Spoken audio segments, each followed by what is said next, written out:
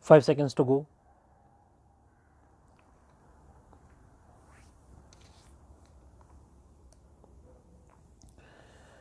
Start. We further direct the state government of Punjab, including the police authorities, the Special Protection Group, and any other central state agencies to cooperate and to provide necessary assistance in securing and seizing the records. We direct the Registrar General, Punjab and Haryana High Court to keep the records in his safe custody for the time being. The registry is directed to forward a copy of this order electronically forthwith to the Registrar General, Punjab and Haryana High Court, the Director General of Police, Union Territory of Chandigarh, the Director General, National Investigation Agency, and the Principal Secretary, Home, State of Punjab. In deference to the above stated order, a compliance report has been submitted wherein it has been stated that the relevant records have been received, seized, and secured. The same have been sealed and placed in the custody of the Punjab and Haryana High Court. On the previous date of hearing, it was also brought to our notice that the state of Punjab has constituted a committee to carry out a thorough probe into the lapses that occurred during the Firozpur visit of the Honorable Prime Minister. The committee, comprised of a former judge of the Punjab and Haryana High Court and Principal Secretary Home Affairs and Justice, Government of Punjab.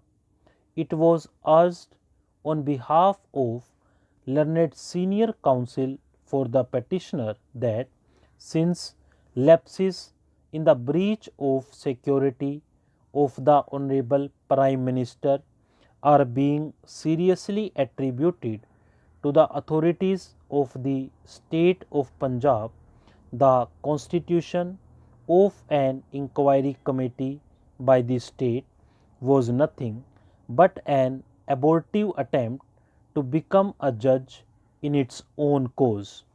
The state of Punjab, on the other hand, has placed on record copies of the show cause notices issued by the Government of India, Ministry of Home Affairs, Internal Security 1 Division, dated January 6, 2022, to various functionaries of the state of Punjab, including its Chief Secretary and Director General of Police.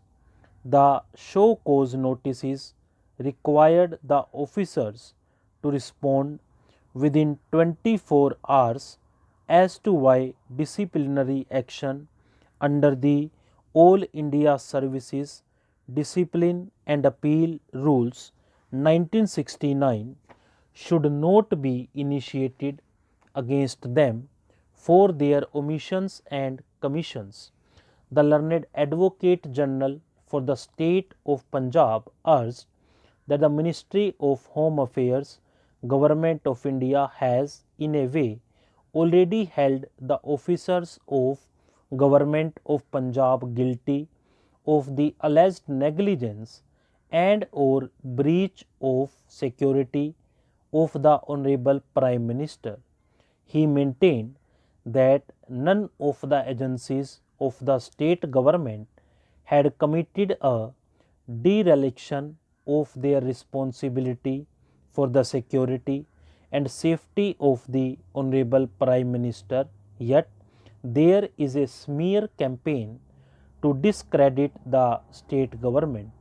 All the same, the learned Advocate General for the state fairly offered that the state is more than willing to have an independent inquiry of the matter. We have heard learned counsel for the parties at considerable length and studied the provisions of the Special Protection Group Act 1988, for short, the Act, along with the relevant contents of the Blue Book.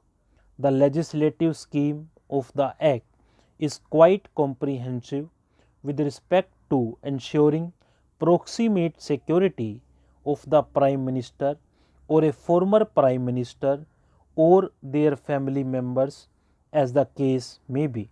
The Blue Book contains an unambiguous and detailed procedure to be observed by the state authorities and the Special Protection Group, for short SPG, to ensure full safety and security of the Prime Minister while he is touring a state. The additional object is to avoid any human error, negligence, or any willful omission or commission which may hamper and or expose the safety and security of the executive head of the nation while he is travelling in a particular state. Any lapse in this regard can lead to devastating and serious consequences. It is not necessary for us to elucidate more on facts as the lapse regarding the breach of security of the Prime Minister during his visit to Firozpur on 5th January 2022 is not seriously disputed by either party. There is, however, a blame game between the state and central government as to who is responsible for such lapses. War of words between them is no solution. Stop.